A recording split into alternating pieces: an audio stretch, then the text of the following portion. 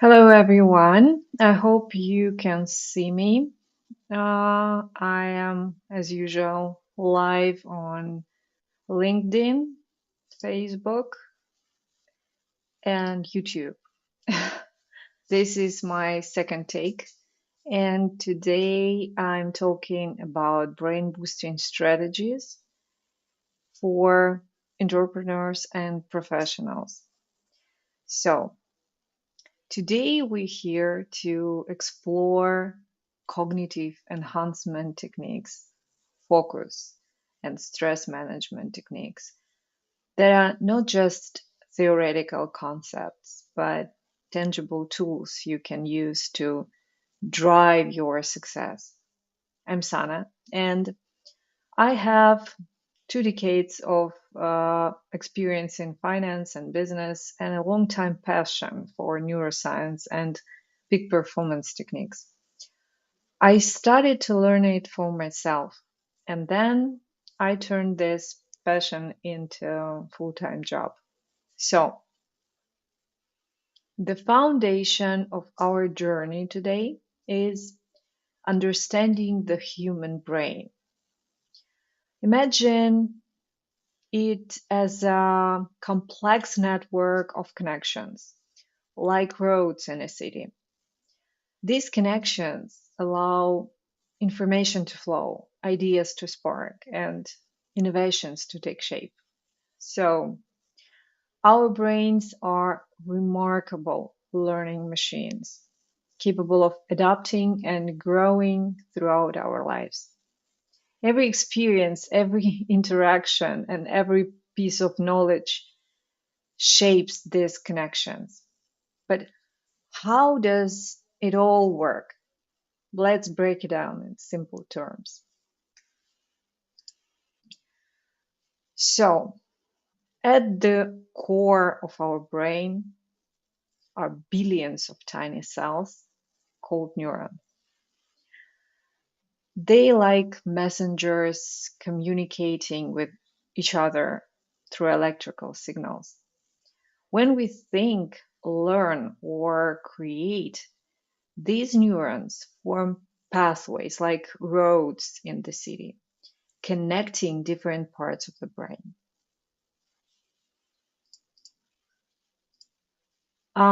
But how do those electrical signals pass between neurons? That's where brain chemistry comes in. I will do my best to explain this to you in very simple and straightforward terms. So, neurotransmitters are like messengers that deliver signals from one neuron to another. They influence our mood, our motivation, and even memory. Balancing these chemicals is vital for optimal brain function. So, okay, let's go. um, as I said, neurons form pathways like roads in the city. Imagine being able to reshape your brain roads based on your demand. That's what neuroplasticity is. It means your brain can recognize itself, straightening connections that are frequently used and pruning away those that aren't. This is how we learn, how we adapt, and even recover from injuries. And we can do this no matter how old we are. This exact research that shows that we can learn new tricks even in very old age. So, okay, from problem solving to creativity, every task involves specific brain areas working together. Frontal lobes manage decision making, while the hippocampus handles memory. The more you exercise these areas, the stronger their connections become. So, why does all of this matter to you? Right? Because understanding your brain's architecture empowers you to optimize its performance. Today, we explore cognitive enhancement, focus techniques, and stress management. Remember that every strategy we discuss today is built on the foundation of brain science. Okay, let's go talk about memory. Sharp memory can be a game changer, right? It's not about memorizing stacks of information. It's about enhancing your ability to learn, innovate, and make informed decisions. As an entrepreneurs or professionals, this is essential. So think of memory as a library with different sections. We have short-term memory, like a temporary workspace, and long-term memory, where information is stored for a long haul. But how do we improve this library organization and its accessibility? One effective technique is chunking. So imagine trying to remember a long string of numbers like you see 5, 8, 2, 9, 1, 7, 3, 6, 4. It's very tough. It's hard. But if we group them as phone number 5, 8, 2, 9, 1, 7, 3, 6, 4, it's manageable. So our brain loves patterns, and chunking exactly taps into this natural inclination. So our brain adores stories and images. So when you need to remember a list, try associating each item with an image or weaving them into some story. It's like creating a mental movie that sticks in your memory. So imagine you need to remember a list of items for presentation, for example. Apple, laptop, sunflowers, pencil, and globe. Create a mental scene where you see, for example, an apple balancing on the top of your laptop, sunflowers growing out of a pencil, and a tiny globe spinning on the eraser end of the pencil. So it's weird, right? Associating each item with a vivid image makes it more memorable. You will remember this weird picture. Next time you need to recall the list, your mind will naturally retrieve these visuals, like at the moment you remember them.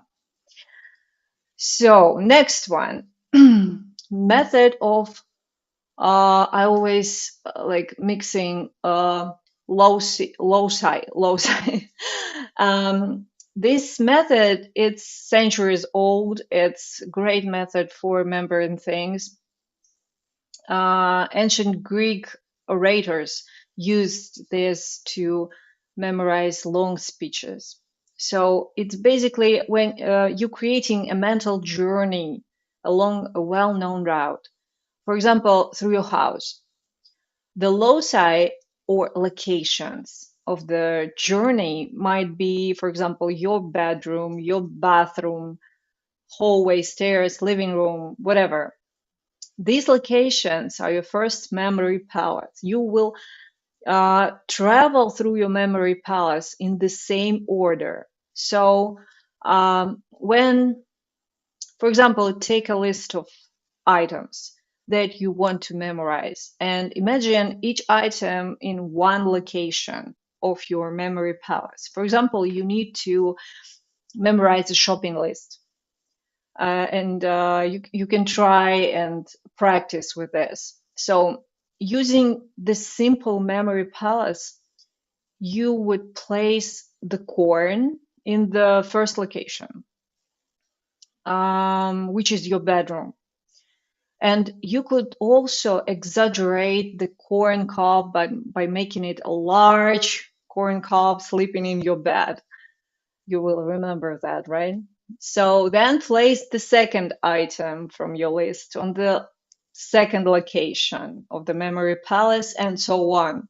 So when you will need to recall the items, just mentally retrace your route through the memory palace, and you should be able to remember anything.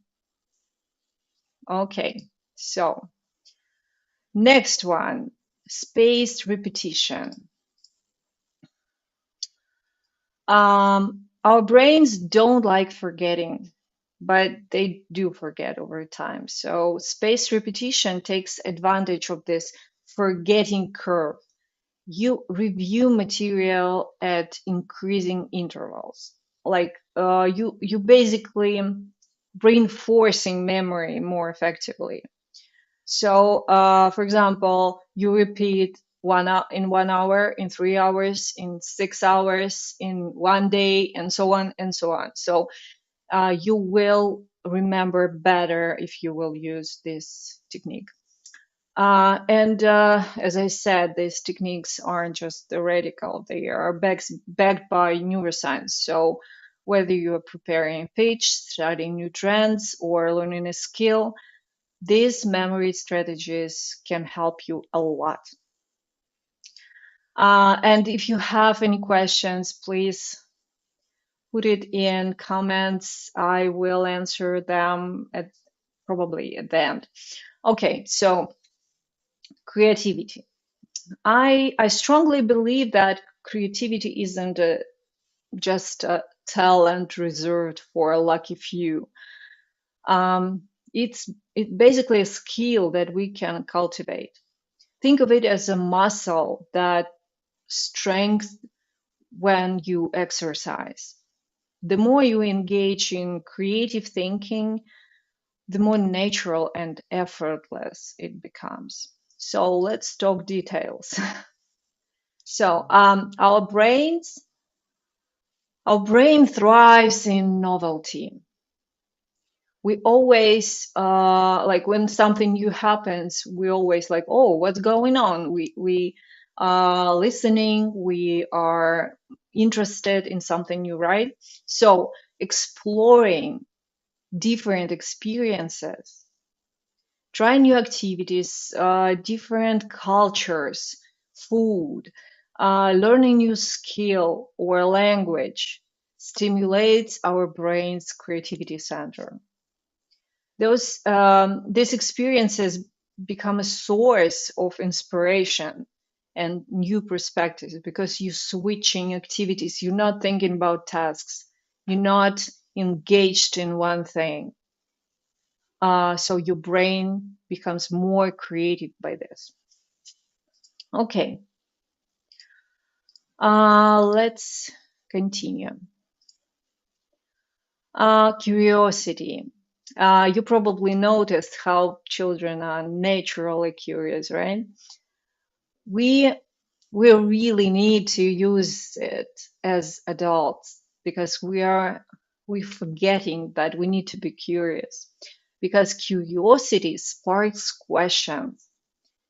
It challenges assumptions and opens up new avenues of exploration. Again, getting back to new experiences. So you need to cultivate curiosity in your work and life to fuel creativity. And try to keep a curiosity journal. Each day, write down one thing that piqued your curiosity. It could be a question, observation, or idea you'd like to explore, anything. And slowly start to like get back to your inner child. I don't know. So, because children curious because they don't know what's going on. So you actually don't know too. You need to be curious about world around you. So, and you're gonna be more creative because of this. All right. So Mind wandering. Ever had a great idea pop up while you taking a shower or going for a walk? That's the power of mind wandering. Our brain makes unexpected connections when it's not laser focused on the task. So you need to give your brain some playtime for its own creative exploration. Just go for a walk, watch nature, I don't know, do something. Stop being so focused on one problem if you focus too much. Because if you cannot find anything, like any solution by staring at your screen, you need to go outside. Okay, then lateral thinking. It's about connecting seemingly unrelated ideas. It's like this aha moment when you see a connection that was hiding on a plain sight. You probably know what I'm thinking, what I'm talking about. So you need to try intentionally pairing unrelated concepts to generate new insights and solutions. Basically, creativity isn't just for artists. It's a tool that empowers us to innovate and adapt. So it's not about thinking outside the box. It's about realizing that there is no box. You just need to do something for your creativity every day. Try something new, go for a walk or swim, and you gonna be more and more creative person. Now let's talk about analytical thinking. Analytical thinking goes beyond simply absorbing information, right? It's about dissecting, reasoning, and drawing meaningful insights from data and from situations. So imagine analytical thinking as a detective toolkit.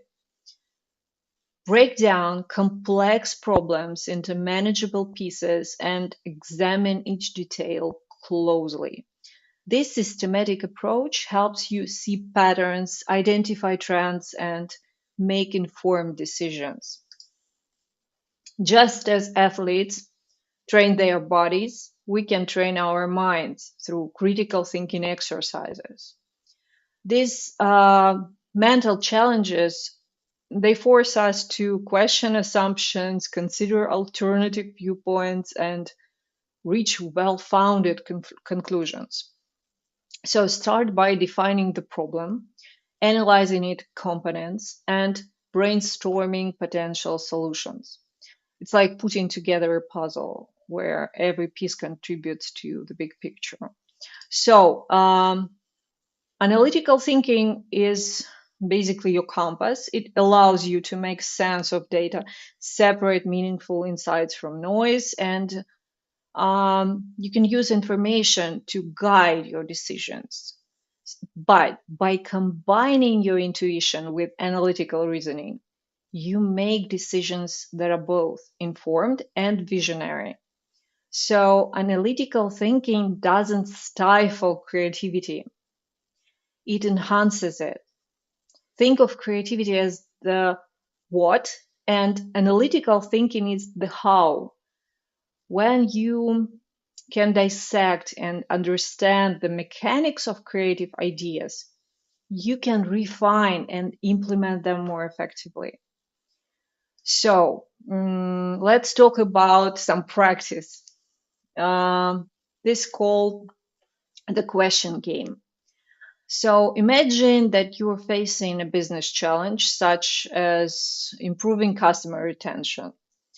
So you can use the question game to approach it from different angles. First one, traditional approach. What are the common strategies for customer retention? How effective are they? Next one, reverse thinking. What would make customers want to leave? How can we counter those factors? Next one, out of the box. How might we retain customers if we couldn't use any discounts or promotions? Next angle, future focus. What trends or technologies could impact customer retention in the next 5 years? How can we prepare for them now? Next angle is customer perspective. If you were a customer, what would make you loyal to a brand? What would make you switch? And next angle, minimalist approach. What's the simplest thing we could do to improve retention? Is there a small chance that could have a, if there is small chance change, sorry, if there is small change that could have a big impact on customer retention? So when you ask these diverse questions, you basically uncovering insights and possibilities you might not have considered otherwise. Try this question game on any problem that you have. Okay, now let's talk distractions. You probably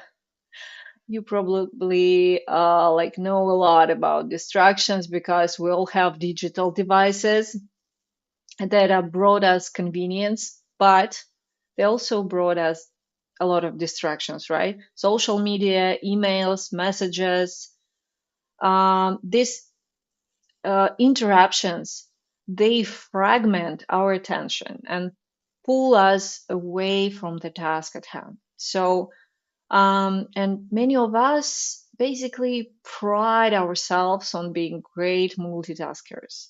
But neuroscience tells a different story.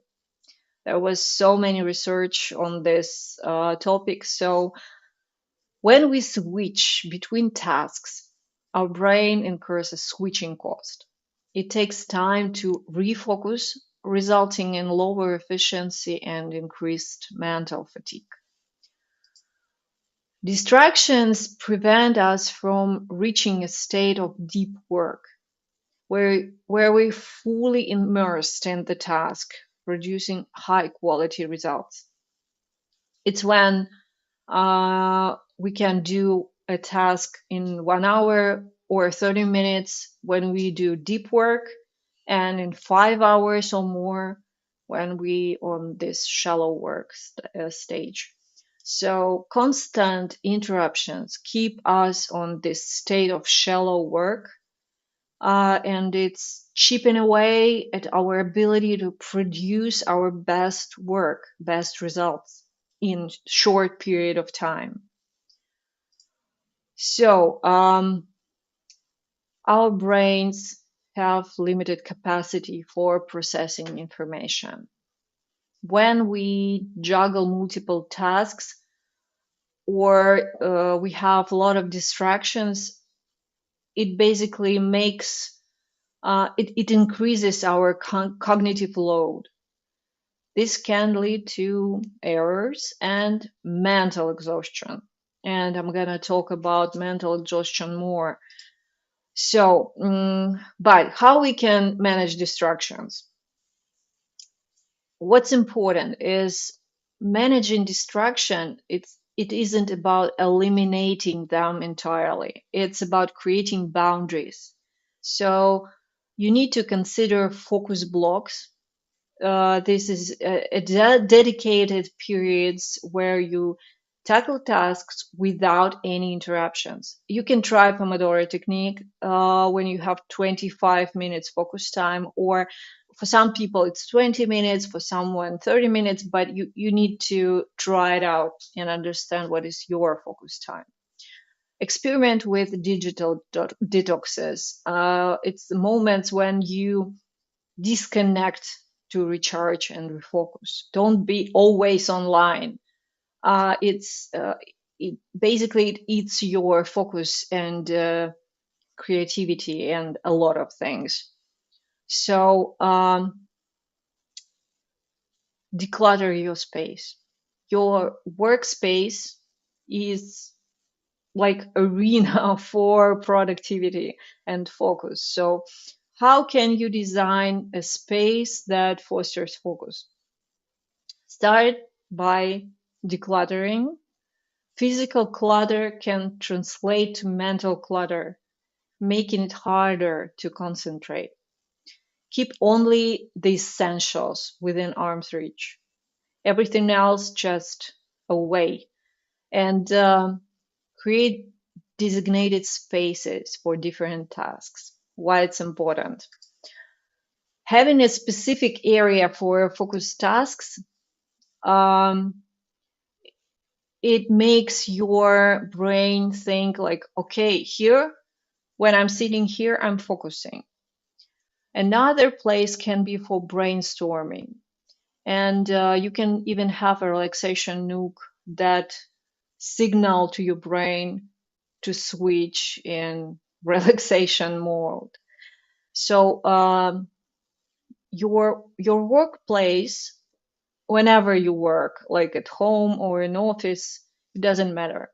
But it isn't just a collection of furniture. It's a canvas for productivity. You can do a lot of that with this. You can make it highly efficient.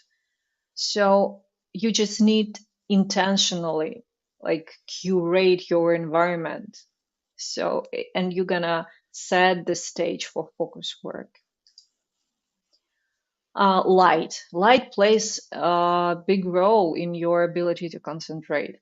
Natural light is ideal, but if that's not possible, you need to consider warm, soft light with that is easy on the eyes. You need to avoid harsh fluorescent lights that can cause eye strain. It would be incredibly hard to work for you if you have such harsh light. Some people work best in absolute silence, while others find like this gentle hum or calming music conducive to focus. You need to understand what's going on with you because we all are different. So experiment, try absolute silence when you, for example, have earplugs plus headphones, and then just headphones, and then with music, with no words music, like this calming or special focus music for focus by Andel, for example. Try different experiments and you will know what works for you. Um, just as physical clutter affects your focus, so does digital clutter. You know, there's a desktop full of icons. You need to organize your computer files and emails for easy access and use digital tools that help you stay organized, like task management apps or calendar reminders or AI tools like Superhuman. There's so many of them now. So you need to declutter everything. Yes, it's gonna take a lot of time, but for someone, but then you will feel the difference. How easy it would be for you to jump into this flow mode, focused mode. Stress. Well, let's talk about stress. Stress is common experience, especially for entrepreneurs, but understanding how it affects our neural landscape can empower us to manage it efficiently, right? So, when faced with stressors, our brain triggers the fight or flight response. What does it mean? This evolutionary mechanism prepare us to fight with threats, right? And it helps us to survive. But yes, it's helpful. But chronic stress can keep us in this state, impacting our cognitive abilities and well-being. So let's dig deeper. Cortisol, often referred to as stress hormone, it surges during stress, and elevated cortisol levels can impair memory, attention, decision making, everything. It's just go away. So think like you cannot think straight. If you are in chronic stress, you cannot be empathetic, you cannot make decisions right, and so on. So it's absolutely kills your cognitive functions. The amygdala, a key emotional center in the brain, becomes hyperactive under stress. This can lead to heightened emotional reactivity, making it challenging to stay level-headed and make rational decisions. And prefrontal cortex, responsible for executive functions like planning, problem solving, impulse control, it's absolutely vulnerable to stress. So it can lead to poor judgment and difficulty focusing on tasks. So the brain ability to adapt, known as neuroplasticity, this is our hope. By adopting stress management techniques, we can rewire our brain to handle stress more effectively. And by this, we promote emotional regulation and cognitive resilience. And when you understand neuroscience of stress, this will help you to understand this connection between emotional and cognitive states. When you in stress, it doesn't just makes your emotions wired, but it makes you unable to make decisions. So let's talk about resilience building, brain resilience building techniques. First of all, it's breath techniques. You just start by focusing on your breath. When you feel stressed, observe this sensation of each inhale and exhale. When your mind drifts, gently bring the attention back. It's like meditation, but you concentrate it on your breath. It's easier for many people to tackle stress this way. And this practice grounds you in the present moment and reduce anxiety.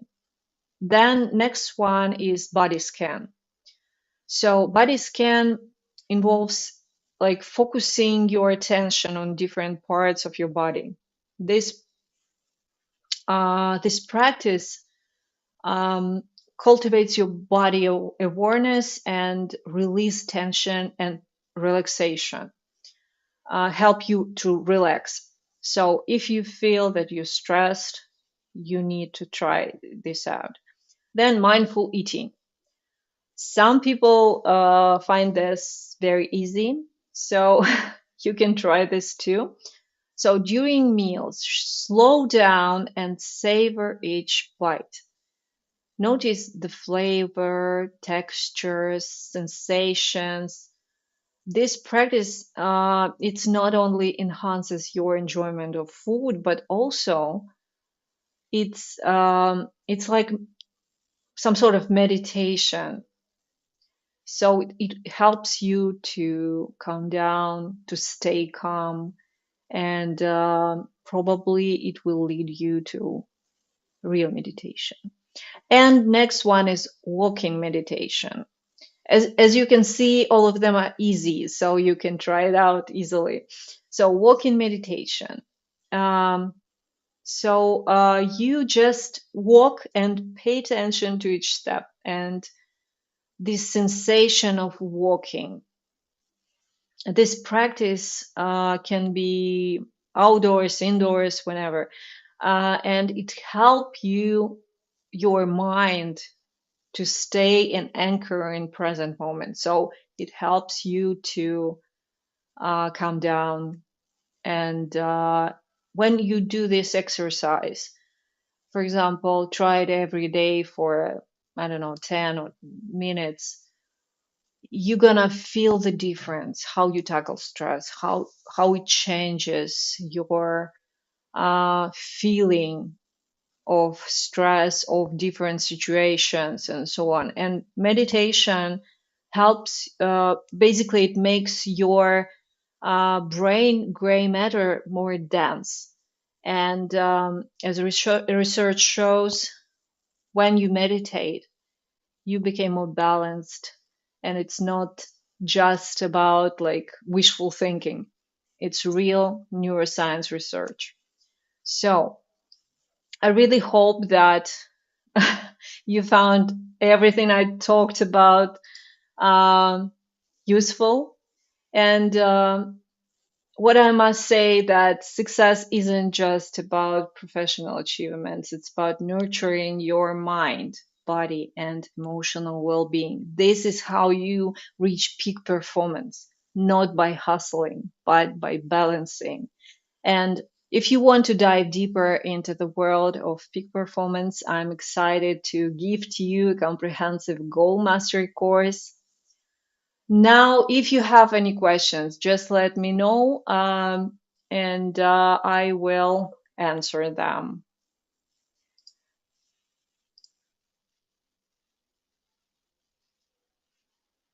Okay, I don't see any questions.